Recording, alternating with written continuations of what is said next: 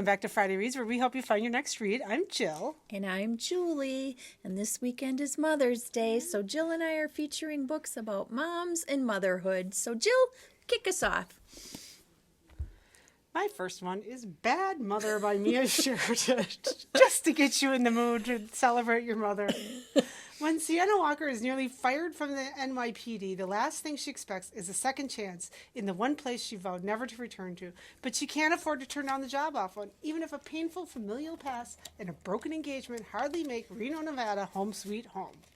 It's made even less sweet by Sienna's first case, a serial killer with a curious fixation on her.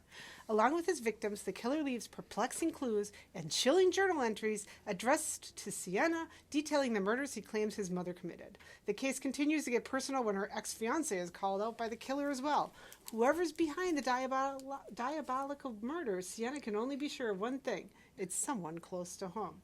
As the twisted truth forces Sienna to face her complicated feelings, she learns no matter how you run away from your past, it always catches up to you in the end. Bad Mother by Mia Sheridan. Way to kick us off, Jill. My first pick comes from our Lucky Day collection, actually, and this is The Story She Left Behind by Patty Callahan Henry. In 1927, 8-year-old Clara Harrington's magical childhood shatters when her mother, renowned author Bronwyn Newcastle Fordham, disappears off the coast of South Carolina. Bronwyn stunned the world with a book written in an invented language that became a national sensation when she was just 12 years old. Her departure leaves behind not only a devoted husband and a heartbroken daughter, but also the hope of ever translating the sequel to her landmark work. As the headlines focus on the missing author, Clara yearns for something far deeper and more: her beautiful mother. By 1952, Clara is an illustrator raising her own daughter, Winnie, when a stranger named Charlie Jameson contacts her from London, claiming to have discovered a handwritten dictionary of her mother's lost language. Clara's skeptical. Compelled by the tragedy of her mother's vanishing, she crosses the Atlantic with Winnie, only to arrive during one of London's most deadly natural disasters, the Great Smog. With asthmatic Winnie in peril, they escape the city with Charlie and find refuge in the Jamesons' family retreat nestled in the Lake District. It is there that Clara must find the courage to uncover the truth about her mother and the story she left behind. It's told in Patty Callahan Henry's lyrical, enchanting prose, and it's a captivating novel of mystery and family legacy that captures the profound longing for a mother and the evergreen allure of secrets. So, well, first pick from our Lucky Day collection. Lucky Day, where we have the high circulation books that you can check out because they're not on hold. Like Mother, Susan Rieger. Detroit, 1960. Lila Perea is 2 years old when her angry, abusive father has her mother committed to an asylum. Lila never sees her mother again.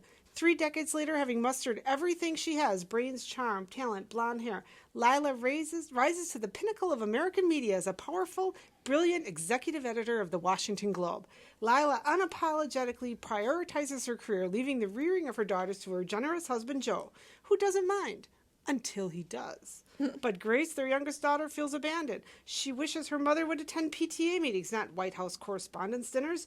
As she grows up, she cannot shake her resentment. She wants out from under Lila's shadows. Yet the more she resists, the more Lila seems to shape her life.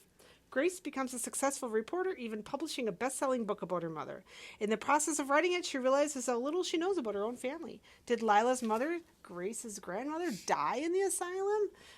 In a refusal to look back, the only way to create a future? How can you ever be yourself, Grace wonders, if you don't know where you came from? Spanning generations and populated by complex, unforgettable characters, Like Mother is an exhilarating portrait of family, marriage, ambition, power, and the stories we inherit and the lies we tell to become the people we believe we're meant to be. Like Mother.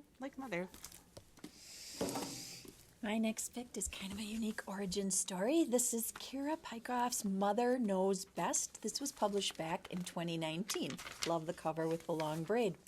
A mother's worst nightmare, a chance at redemption, and a deadly secret that haunts a family across the generations. There's only room for one mother in this family. Ooh. Claire Abrams' dreams became a nightmare when she passed on a genetic mutation that killed her little boy. Now she wants a second chance to become a mom, and she finds it in Robert Nash, a maverick fertility doctor who works under the radar with Gillian Hendricks, a cunning young scientist bent on making her mark and seducing her boss. Claire, Robert, and Gillian work together to create the world's first baby with 3 genetic parents, an unprecedented feat that could eliminate inherited diseases. But when word of their illegal experiment leaks to the wrong person, Robert escapes into hiding with the now pregnant Claire, leaving Gillian to serve out a prison sentence that destroys her future. 10 years later, a spunky girl named Abigail begins to understand that all is not right with the reclusive man and woman she knows as her parents. But the family's problems are only beginning. Gillian, hardened by a decade of jealousy and loss, has now returned, and nothing will stop her from reuniting with the man and daughter who should have been hers. Past, present, and future all converge in this mesmerizing psychological thriller. You know, the cover art on that is truly magnificent. That braid, I never thought a braid could look so ominous and threatening. Interesting storyline for that one. Yeah, I like that. This is Amber Garza's A Mother Would Know. This was published in 2022. A mother questions everything she knows about her son when a local woman is found dead. Valerie has been forgetting things. Her daughter worries about her being on her own in a big Victorian house, one rumored to be haunted after a tragedy decades earlier. The truth be told, she's a little lonely. With few options, she asks her adult son to move home, and it's not quite the reunion she hoped for. Hudson is taciturn, moody, and frequently gone. The neighbors already hold a grudge against Hudson, and they aren't happy about his return. When a young woman is found murdered a block away, suspicion falls on him immediately, without a shred of evidence. While Valerie fights to defend her son, she begins to wonder who she really did invite into her home. It's a horrible thing for a mother to even think, but is it possible she's enabled a monster she's living with, alone, in a Victorian house? Creepy. Yeah. My third pick comes from Jim Fergus. This is The Vengeance of Mothers. This was published back in 2016. It's the stunning sequel to the award-winning novel 1000 White Women. 9th of March, 1876. My name is Maggie Kelly, and I take up this pencil with my twin sister Susie. We have nothing left, less than nothing. The village of our people has been destroyed, all our possessions burned, our friends butchered by the soldiers, our baby daughters gone, frozen to death on an ungodly trek across these Rocky Mountains. Empty of human feeling, half dead ourselves, all that remains of us intact, our hearts turned to stone. We curse the U.S. government, we curse the Army, and we curse the savagery of mankind, white and Indian alike. We curse God in heaven. Do not underestimate the power of a mother's vengeance. So begins the journal of Margaret Kelly, a woman who participated in the government's Brides for Indians program in 1873, a program whose conceit was that the way to peace between the United States and the Cheyenne Nation was for 1,000 white women to be given as brides in exchange for 300 horses. These brides were mostly fallen women, women in prison, prostitutes, the occasional adventurer, or those incarcerated in asylums. No one expected the program to work. The brides themselves thought it was simply a chance at freedom, but many of them fell in love with the Cheyenne spouses and had children with them and became Cheyenne themselves. This book is a novel that explores what happens to the bonds between wives and husbands, children and mothers, when society sees them as unspeakable. What does it mean to be white, to be Cheyenne, and how far will these women go to avenge the ones that they love? As he did in 1000 White Women, Jim Fergus brings to light a time and a place in American history and fills it with unforgettable characters who live and breathe with a passion we can relate to even today. So, The Vengeance of Mothers. Nice. Everyone Knows Your Mother is a Witch by Rivka Gelchich. This was published in 2021. Oh, goodness. The story begins in 1618 in the German Duchy of Württemberg. Plague is spreading, the 30 Years' War has begun, and fear and suspicion are in the air throughout the Holy Roman Empire. In a small town of Leonberg, Katharina Kepler is accused of being a witch. Katharina is an illiterate widow, known by her neighbors for her herbal remedies and the success of her children, including her eldest, Johannes, who is an imperial mathematician and a renowned author of the laws of planetary motion. It's enough to make anyone jealous, and Katharina has done herself no favors by being out and about and in everybody's business. So when the deranged and insipid Ursula Reinbold, as Katharina calls her, the werewolf, causes Katharina to of offering of her bitter, witchy drink that has made her ill, Katharina is in trouble. Her scientist son must turn his attention from the music of the spheres to the job of defending his mother. Facing the threat of financial ruin, torture, and even execution, Katharina tells her side of the story to her friend and next-door neighbor Simon, a reclusive widower imperiled by his own secrets. Drawing on historical documents, but infused with the intensity of imagination, sly humor, and intellectual fire for which Rivka Gelchin is known. Everyone Knows Your Mother is a Witch will provide and provoke and entertain a story of how community becomes implicit in the collective aggression and hysterical fear is a tale of our time. Gretchen's bold new vow touchingly illuminates a society and a family undone by superstition, the state, and the mortal convolutions of history. So, Fun Everyone pick. Knows Your Mother is a Witch. My fourth pick comes from Jocelyn Jackson, and this is Mother May I. This was published back in 2021, and as the cover of the book says, if you can read the top, revenge doesn't wait for permission. Growing up poor in rural Georgia, Bree Cabot was warned that the world was a dark and scary place. She rejected that fearful outlook, and life has proved her right. Having married into a family with wealth, power, and connection, Bree now has all a woman could ever dream of. Until the day she awakens and sees someone peering into her bedroom window, an old gray-haired woman dressed all in black who vanishes as quickly as she appears.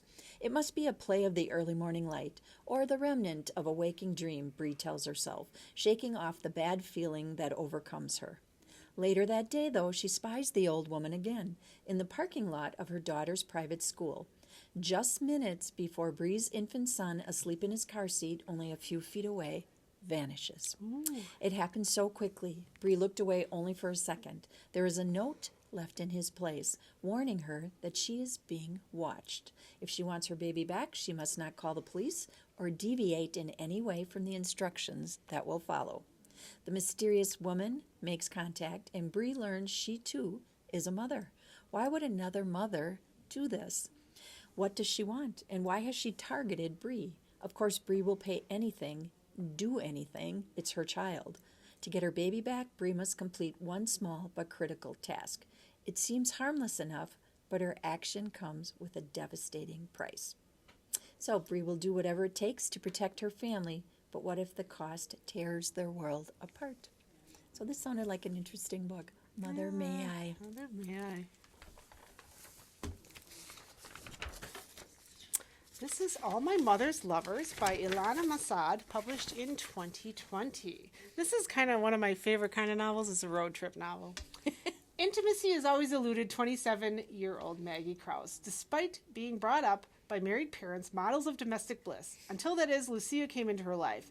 And when Maggie's mom, Iris, dies in a car crash, Maggie returns home only to discover a withdrawn dad, an angry brother, and along with Iris's will, 5 sealed envelopes, each addressed to a mysterious man she's never heard of. In an effort to run from her own grief and discover the truth about Iris, who made no secret of her discomfort with her daughter's sexuality, Maggie embarks on a road trip, determined to hand-deliver the letters and find out what these men meant to her mother. Maggie quickly discovers Iris's second hidden life, which shatters everything Maggie thought she knew about her parents' perfect relationship. What is she supposed to tell her father and brother, and how can she deal with her own relationship when her whole world is in free fall? All My Mother's Lovers. My last pick is a little heavier. This is Mother, Daughter, Traitor, Spy by Susan Aaliyah McNeil. This was published back in 2022. A mother and daughter find the courage to go undercover after stumbling upon a Nazi cell in Los Angeles during the early days of World War II. It's June 1940. France has fallen to the Nazis, and Britain may be next. But to many Americans, the war is something happening over there. Veronica Grace has just graduated from college. She and her mother Violet are looking for a fresh start in sunny Los Angeles. After a blunder costs her a prestigious career opportunity in New York, Veronica is relieved to take a typing job in LA, only to soon realize that she's working for one of the area's most vicious propagandists. Overnight, Veronica is exposed to the dark underbelly of her new home, where German Nazis are recruiting Americans for their devastating campaign. After the FBI dismisses the Graces' concerns, Veronica and Violet decide to call on an old friend who introduces them to LA's anti-Nazi spy master. At once, the women go undercover to gather information about the California Reich to take to the authorities. But as the news of Pearl Harbor ripples through the United States and President Roosevelt declares war, these women realize that the plots they're investigating are much more sinister than they feared, and even a single misstep could cost them everything. It's inspired by the real mother-daughter spy duo who foiled Nazi plots in L.A. during World War II. Mother-daughter traitor spy is a powerful portrait of family, duty, and deception that raises timeless questions about America and what it means to have courage in the face of terror. So, sounded like an interesting one to me. Well, we hope we gave you some ideas of what to read if you have mothers on your mind. And if you celebrate Mother's Day, happy Mother's Day to you. Thank you for watching our videos. You can find us on the Kimberly Public Library website, YouTube channel, and our Facebook page. And until next time, happy spring. Thanks for watching. Bye.